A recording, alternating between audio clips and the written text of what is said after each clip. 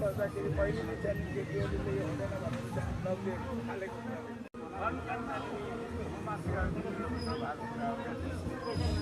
योभन्दा ठुलो कसैले छ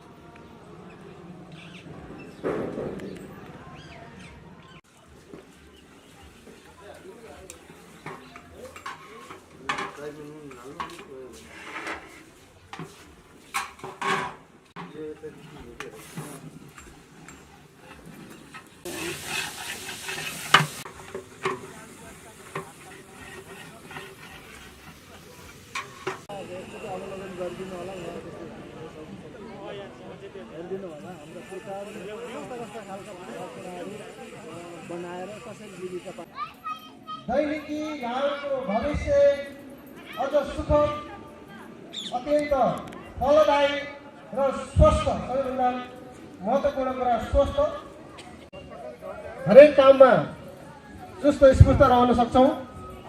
टिकट वितरण गरेका थियौँ।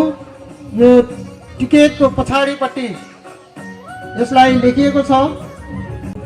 यसका निमित्त हामीले जनगणनालाई चेतनामूलक रूपमा चाहिँ स्वरूप हामीले चिट्ठा कार्यक्रम पनि राखेका छौँ, जुन हामीले प्रवेश शुल्क भनेर 200 लिएका छौँ र त्यसैमा इकाइ समितिले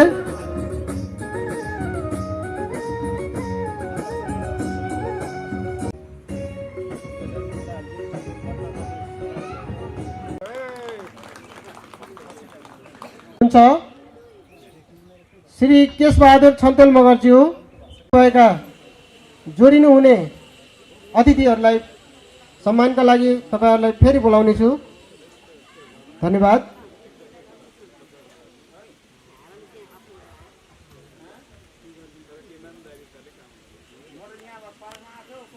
नेपाल मगर संघ तिलोत्तमा नगरपालिका वडा नम्बर 6 इकाइ समितिले आयोजना गरेको यस वनभोज तथा भेटघाट कार्यक्रम र सँगसँगै नयाँ वर्ष 2078 सालको यो पावन अवसरलाई मध्यनजर गर्दै शुभकामना आदान प्रदान पनि हामीले आज गर्नेछौँ। मगरज्यूको तर्फबाट रु 3000 प्राप्त भएको छ। उहाँलाई पनि हामी जोरदार तालीले स्वागत गरौँ।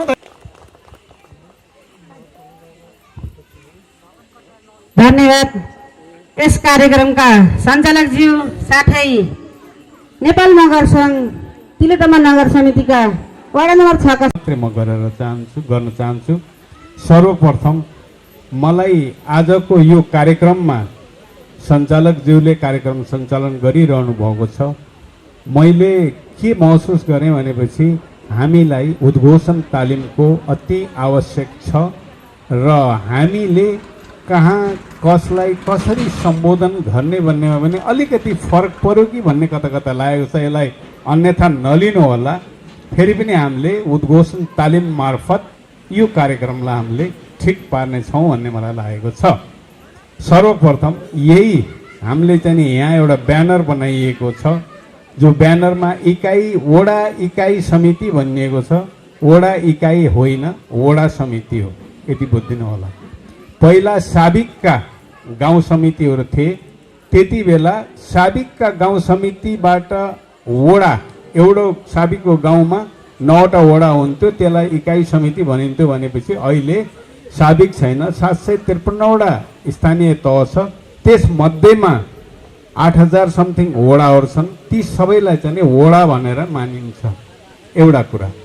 दोस्रो कुरा, सञ्चालकज्यूहरूलाई अन्यथा हाम्रा युवा पिँढीहरूलाई यो ध्यान रहोस्, तपाईहरुले हमेशा उच्चारण गर्दाखेरि नगरपालिका भनिराख्नु भएको छ। नगरपालिका होइन, यो नगरपालिका अन्तर्गतको नगर समिति हो, मगर संघको नगर समिति हो भनेर उच्चारण गरिदिनु होला।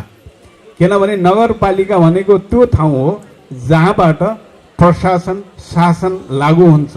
यो तिलोत्तमा नगरपालिकामा 17वटा वडा छन्।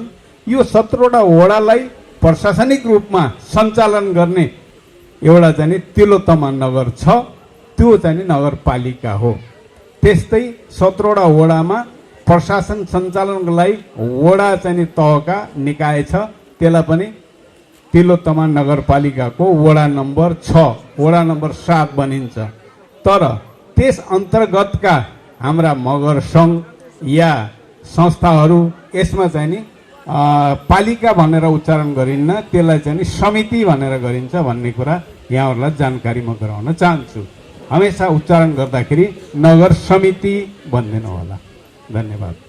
अर्को कुरा, आज हामीसँग यस्ता व्यक्तित्व हुनुहुन्छ, तपाईँहरू भाग्यमानी पनि हुनुहुन्छ, किनभने 2078 मा हरेक 10 वर्षमा हुने जनगणना अहिले 2078 को जेठ 25 देखि असार 8 गते भित्र जनगणना हुँदैछ। अब यो जनगणना केका लागि भन्ने कुरामा विस्तृत जानकारी दिनको लागि आजका प्रमुख अतिथिले सबै बायोडाटा लिएर आउनु भएको छ। निश्चय पनि उहाँले प्रकाश पार्नुहुनेछ।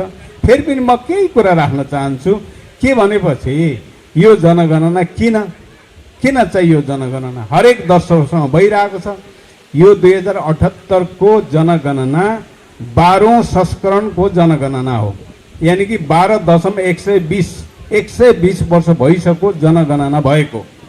म तपाईँहरू बिचमा यति कुरा के राख्न चाहन्छु भनेपछि यो जनगणना 2028 सालमा भयो, 38 सालमा जनगणना भयो। त्यो 28 र 38 को जनगणनामा मगरहरूको धर्म र थरलाई लुकाइयो, किनभने त्यतिखेर जाने राणा शासन पश्चातको पञ्चायती व्यवस्था थियो। सबै चाहिँ हिन्दू धर्म संस्कारबाट सञ्चालित भएको देश हुनाले मगरहरूले बौद्ध या क्रिस्चियन या मुस्लिम धर्म लेखाए भने हिन्दूको धर्मको चाहिँ त्यो अङ्क गणितीय हिसाबले कम हुन्छ। त्यस कारणले चाहिँ हामीले चाहिँ जनगणनामा धर्म र थर लुकाइयो। 46 मा बौद्धलाई आयो, अलिकति आन्दोलन भयो। त्यस पश्चात 48 को र 58 को जनगणना अलिकति ठिकठाक आयो। 58 को जनगणनामा नेपालमा मगरहरूको जनगणना जति थियो 68 मा आएर कम भयो। 10 वर्षपछिको जनगणनामा 58 को जनगणना भन्दा 68 को जनगणनामा मगरको तथ्याङ्क किन कम भयो भन्ने कुरा हाम्रो प्रमुख अतिथिज्यूले भन्नुहुनेछ। म यो कुरालाई ल्याइन।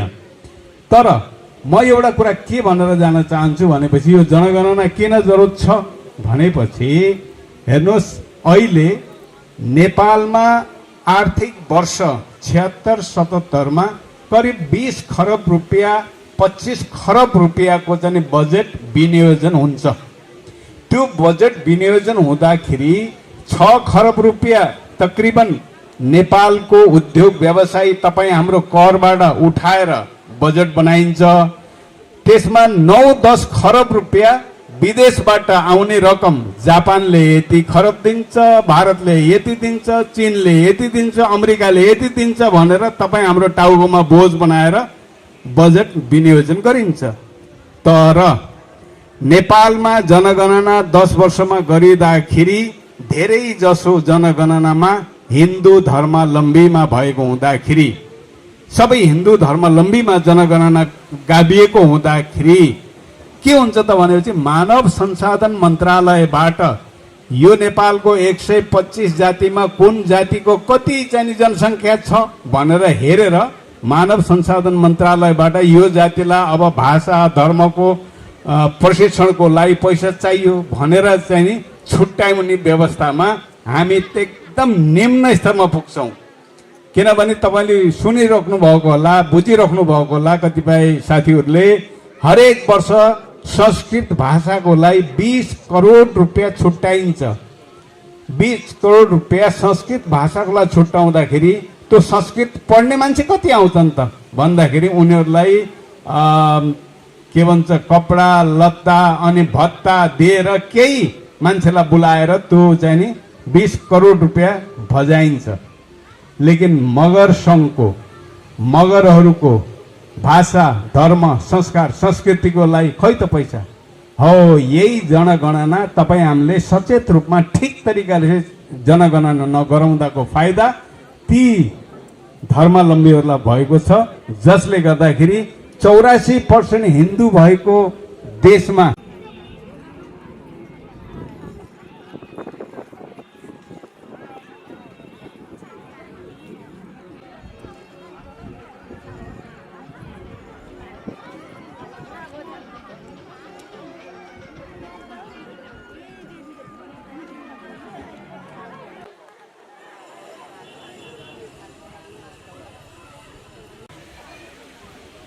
नाको पट्टकुङ सेच छानिदेछ नै कामना जातले यसै गौरव ममेबा नेपाल मगर गुमस्टा वडा समिति टुन तिलोतमाउ अध्यक्षजी यसै गौरवमाङ पाउनौ ठल जिम्मा मुखी छान्छ पट्ट पाउन लफाको जौं कमिटी रूपन्देही अध्यक्ष आनबहादुर सोती मगरज्यू नेपाल मगर गुमस्टा नगर समिति तिलोतमाउ अध्यक्ष लीलामाया राणा मगरज्यू नेपाल मगर गुमस्टा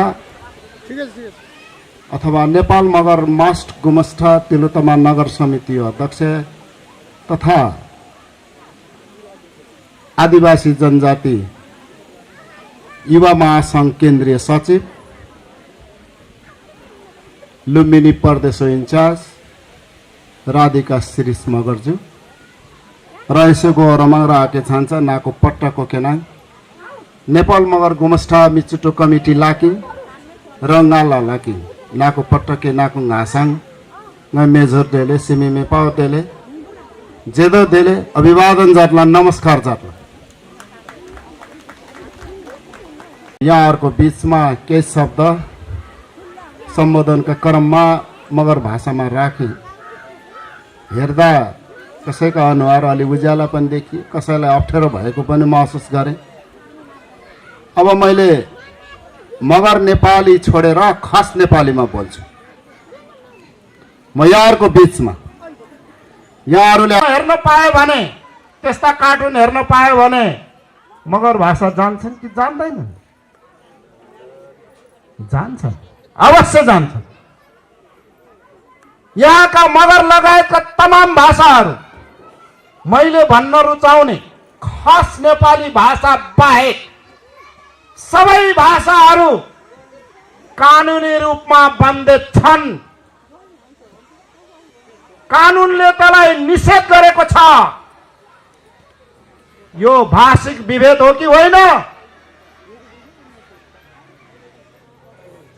जबसम्म तपाईं र मैले भाषाको महत्त्व बुझ्दैनौं जबसम्म भाषाको भेद बुझ्दैनौं तबसम्म हाम्रा बालबालिकाहरूले हामीहरूले भाषिक रूपमा भाषिक मानव अधिकारको बारेमा वकालत गर्न सक्दैनौं तपाईको मेरो भाषालाई कानुनी रूपमा बन्देज गरिनु भनेको भाषिक मानव अधिकारको हनन हो मगर संघले यही कुरा उठायो मगर संघले मगर जातिको बारेमा कुरा गर्छ भाषाको सन्दर्भमा मैले एउटा सानो उदाहरण दिन चाहन्छु यो कसैसँग मिल्न सक्छ तर हकीकत चाहिने हो नाम चाहिने भन्दिने हङकङमा जागिर गर्ने हाम्रा दाजुभाइ ब्रिटिश आर्मीमा जागिर गर्ने अहिले त बेलायतमै सिधै जान्छन् पहिला हङकङ जान्थे ट्रेनिङ हङकङमा गर्थे ब्रिटिश आर्मीमा जागिर खाए घरमा बिहा गरेर गएपछि बालबच्चा भए 2-3 वर्षको भइसकेपछि परिवारलाई पनि साथमै हङकङ लिएर गए मगर गाउँका थिए उले गाउँमा मगर भाषा भन्दा अर्को बोल्दैनथे बच्चाले सबै घरमा भएका गाई वस्तुका नाम मगर भाषामा जानेका थिए हङकङ गयो गोर्खा चिल्ड्रन स्कुलमा भर्ना भयो खास नेपाली जान्दैन अंग्रेजी त सुनेकै छैन मगर नेपाली बोल्दैन अनि किताब देखाएर स्कुलमा सरले म्याडमले मिसले भन्न लगाउँदा उले मगर भाषामा भन्छ बिरालोको चित्र देखाउँदा उले सुठु भन्छ कुकुरको चित्र देखाउँदा च्यू भन्छ गाईको चित्र देखाउँदा हेट भन्छ न त्यो मास्टरले हेट कहिले सुनेको छ न च्यू कहिले सुनेको छ न सुठु कहिले सुनेको छ अनि मास्टरले एउटा चिटमा के लेख्छ भने उसको अभिभावकलाई तपाईको बच्चामा भोकल ग्रन्थीको समस्या छ, इएनटीलाई लिएर देखाउनु भन्छ। भोकलको समस्या छ रे, चित जाने छ, उच्चारण भएन रे, अनि मास्टरले लेख्छ इएनटी, आई नो फ्रड। इएनटीलाई देखाउनु भनेपछि त भोकल न ग्रन्थी ठिक नभएपछि त डाक्टरले चिर्दिने भयो नि भोकल ठिक गर्नलाई। यदि उसको बाउले यदि यो कुरा राम्रो नबुझेको भए अनाथमा छोराको घाँटी चिरिन्थ्यो। गाउँका ठुला थालाहरूलाई बुढी भैँसीको मासु, लाम्टी सुँगुरको मासु र भेलीको झोल दिए हामीलाई भोट पाइन्छ। यिनलाई भाषाको महत्त्व पनि थाहा छैन, धर्मको महत्त्व पनि थाहा छैन, शिक्षाको महत्त्व पनि थाहा छैन भन्ने रिडिङ गरेका छ। त्यसकारणले हाम्रो अधिकारका बारेमा न घोषणा पत्रमा लेखेका हुन्छन्, न लेखेका कुराहरू पनि लागू गर्छन्। यसले गर्दा अब हामीले बुझ्ने बेला आएको छ। हामीलाई यो कुरा सायद यहाँहरूलाई मन नपरेको पनि हुन सक्छ। ओहो, यो कस्तो मान्छे रहेछ, मैले मन परेको पार्टीलाई पो गाली गर्यो भन्नुभयो होला मन। त्यस्तो होइन। म विशुद्ध मगरको आँखाबाट राज्यको चाहिने त्यो तहमा जाँदा त्यो तहमा पुग्नेले तपाईँ र मेरो अधिकारको लागि केही नगर्दाको पीडा हो यो। मैले अघि नै भने नेपाल मगर सङ्घ सबै राजनैतिक पार्टीसित समदूरी कायम गर्छ। जसले हाम्रो कुरा गर्छ उसलाई हामीले राम्रै भन्छौँ, जसले हाम्रो कुरा गर्दैन त्यसलाई हामी राम्रो भन्न सक्दैनौँ। गृहमन्त्री थापा मगरको छोरा हुन्, यहाँहरूको गाउँले होला, गुल्मीका हुन्, चितवनमा बस्छन्। उनी मन्त्री हुने बित्तिकै, गृहमन्त्री हुने बित्तिकै के गरिदियो भने नेपालमा धेरै बिदा भयो। यो बिदाले विकासलाई अवरुद्ध गर्यो। त्यसकारण बिदा कटाउनु पर्छ भन्दा त दसैँको 5 दिन कटाउला भन्दा त मगरले पाउने माया सरातीको 1 दिन पो कटाइदियो। अनि गृहमन्त्री थापालाई मगरले राम्रो मान्न सक्छ? 5 दिन बिदा उता हुँदा त्यो धेरै भएन। मगर समुदायले आज 18 लाख मगरले मान्ने मागे सङ्क्रान्तिको लागि कटाइदिँदा त्यो राम्रो गर्यो होला? यो अहिले फेरि बाध्य भएर अस्ति ल अब मगरले पनि बिदा पाउने भयो। ठुलो चाहिने सङ्घर्ष, एउटा बिदाको लागि त्यत्रो ठुलो सङ्घर्ष गर्नु पर्यो। गृहमन्त्री थापाले के गर्नु पर्थ्यो भने मगरको एउटा विश्वविद्यालय खोल्नु पर्यो, गुरुङको, राईको, लिम्बूको, थारूको भनेर त्यो शिक्षा मन्त्रालयलाई आदेश दिएर विधेयक ल्याउनु पर्ने हो कि भाइ? ल्याउँदैन विधेयक भने कुन आधारमा उसलाई हामीले गर्व गर्ने? त्यसकारणले तपाईँ र मेरो नाक मिल्यो भन्दैमा राम्रो काम गर्छु भन्न सकिँदैन। गोरेबहादुर खपाङ्गी मन्त्री भए अनिवार्य संस्कृत खारेज गर्थे, तर अहिले एकजना मन्त्री माओवादीको भएको थिए, फेरि संस्कृत लागू हुनुपर्छ भने गिरिराज मणि पहरेल हुन् क्या तिमी? 51 सालमा अल्पमतको सरकार बनाएको थियो एमाले। प्रदीप नेपाल त्यति बेलाको शिक्षा मन्त्री थियो। त्यही दिनदेखि संस्कृतमा समाचार सुनाउने गरे। उसको इन्टरभ्यू छ। उसले के भन्छ भने एउटा पत्रकारले सोध्यो, मन्त्रीज्यू तपाईँ कम्युनिस्ट विचारको आउने, वर्गीय कुरा गर्ने, तर तपाईँ आउने बित्तिकै संस्कृत वाचन गराउनु भयो नि भन्दा उसले के जवाब दियो भने पहिला म बाहुन हो, त्यसपछि एमाले हो। पहिला मेरो भाषालाई बचाउने काम मेरो हो, त्यसपछि अरूको भन्यो। हाम्रो गृहमन्त्रीले म पहिला मगर हो त्यसपछि अर्को हो भन्ने किन नसोच्न सक्ने? त्यो पोखरेलले 51 सालमा भनिसक्यो। बादल कुहिरोमा घुमेकै छ अझै। यसरी हामीले हेर्नुपर्ने हुन्छ। माथि बस्नेहरूले, नीति निर्माण तहमा जानेहरूले कोही एउटा गल्तीले हजारौंको जान जान सक्छ। त्यो गल्ती भनेको चोर डाका गुण्डाको भन्दा पनि कयौं गुना ठुलो। डाकाले एउटा घर फर्दा 1 जना मार्ला, 2 जना मार्ला, बढीमा 3 जना मार्ला। तर राज्यमा बस्नेले एउटा गल्तीले हजारौं मार्छ। माओवादीको जनयुद्धमा 17,000 नेपाली मरे। यस्ता हुन्छ। त्यो विद्रोहको सुरुवात राज्य सत्ता आफैले गरेको छ। हामीले त्यो कुरालाई उठाइरहेका छौं। अब म यहाँहरुको समयलाई म धेरै लिन चाहन्न। मैले यहाँहरुले एउटा कुरा जाने, नेपाली पहिला मगर, नो नेपाल। मगर त यो देश नेपाल हुनु भन्दा पहिले पनि थियो। मगर त यहाँ मात्र होइन, भारतमा पनि छ। मगर त यहाँ मात्र होइन, सिक्किममा छ, बेल्जियममा छ, सिङ्गापुरमा छ, मलेसियामा छ, थाइल्यान्डमा छ। मगर त अमेरिकामा पनि छ। अहिले त बेलायतमा पनि स्थायी बासिन्दा भएका छन्।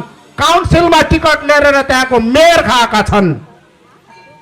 त्यसकारण पहिला मगर, कहिले नबोल्नु, त्यसपछि नेपाली। पहिला मगर, त्यसपछि भारतीय। पहिला मगर, त्यसपछि भुटानी। पहिला मगर, त्यसपछि थाई। पहिला मगर, त्यसपछि सिङ्गापुर। किनभने मगर आफैमा एउटा राष्ट्र हो।